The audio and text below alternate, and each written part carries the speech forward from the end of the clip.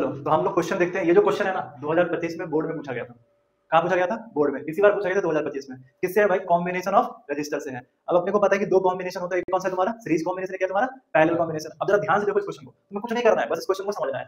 2 marks का आया था, इसी बार आया था। अब हमें क्या समझना है इसके, देखो क्या तुमको यहाँ पे बिट स्पून नजर आ रहा है? अपने पास रजिस्टर दे रखा है, एक डिवाइस अच्छा खासा दे रखा है, रजिस्टर का कॉम्बिनेशन दे रखा है। ए टू बी का हमें क्या निकालना है? आर इक्विवेलेंट निकालना है, रेजिस्टेंस निकालना है। अब ध्यान से देखो तुम, तो तुमको नजर आएगा कि यहाँ पे ये 5 है और ये 15 है। इसका जो रेजिस्टेंस है वो 5, इसका कितना है? 15। इसका 10 और इसका कितना है? 30 है। अब अगर तुम इसका रेशियो निकालोगे तो कितना आएगा? 1:3।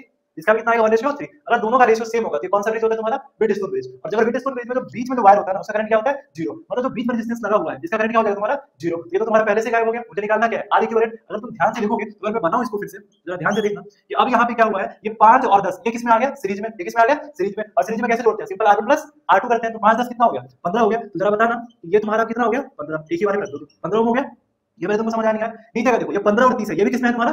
सीरीज में। बीच का तो गायब हो गया। 15 30 कितना होता है? 45 45। तो यहाँ पे तुम 45 रख दो, तो ये तुम्हारा कितना हो गया? 45 हो गया। तो क्या ये दोनों का प्रॉब्लम सॉल्व हो गया? इसका तो करंट ही नहीं होगा। अब ये दोनों भी किसमें है? सीरीज में। तो 20 और 25 कितना होता है? 45। तो ये कितना हो गया तुम्हारा? 45 हो गया। समझ आया नहीं आया? अब देखो, अब ये बहुत ही आसान हो गया क्वेश्चन। मेरे से क्या पूछा था क्वेश्चन में? ए टू बी का क्या पूछा था? R equivalent. क्या बहुत आसान हो गया ना? अब कुछ नहीं करना, ये तीनों किसमें आ गए?